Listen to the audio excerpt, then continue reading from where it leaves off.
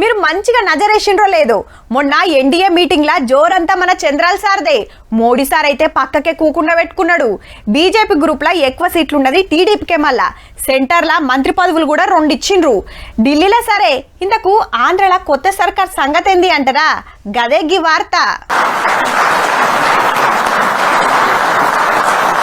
Right, Chandrababu sir CM, Pawan sir చిన్న CM sir విజయవాడలో 3 పార్టీల ఎమ్మెల్యేలు మీటింగ్ పెట్టుకొని కూటమి పెబ్బగా చంద్రన్ననే ఉండాలని డిసైడ్ చేసిండ్రు.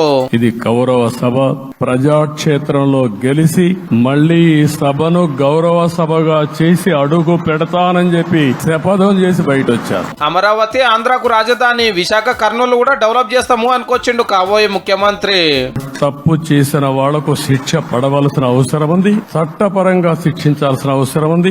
అదే సమయంలో విధ్వంస రాజకీయాలు, కక్షా రాజకీయాలు కాకుండా. అయితే పసుపు కలర్ ఉన్న కుర్చేసే చెల్లిది పార్టీ మీటింగ్ కాదని మార్పిచ్చిండు ఎమ్మటే. ముందే జనసేన పార్టీ మీటింగ్ అయితే పవన్ సార్ అసెంబ్లీ పెబ్బగా ఎన్నుకున్నారు.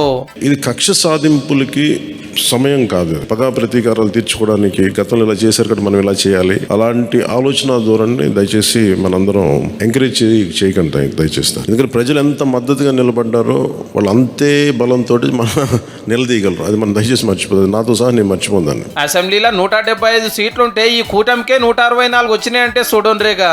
టీడీపీ 134, జనసేన 21, బీజేపీ 8 సీట్లు గెలిస్తే వైసీపీ 11 కాడనే ఆగితే ప్రతిపక్ష హోదా కూడా రాలే. మంత్రి పదవులు కూడా 3 పార్టీలు పంచుకుంటున్నాయి. సైకిల్ కి 19, గ్లాస్ కు 3, పువ్వుకు 2 పదవులు. పతార పెద్దగున్న పవన్ కళ్యాణ్ సార్ కు చిన్న సీఎం సీటు. సీనియర్లు అందరు మంత్రులు అవుతున్నట్టే. ఈ మీటింగ్ అయినాక గవర్నర్ గారిని కలిసి రేపు ప్రమాణ స్వీకారం చేస్తామంటే సరే అన్నారు. బుధవారం 9 గంటల 27 నిమిషాలకు ముహూర్తము.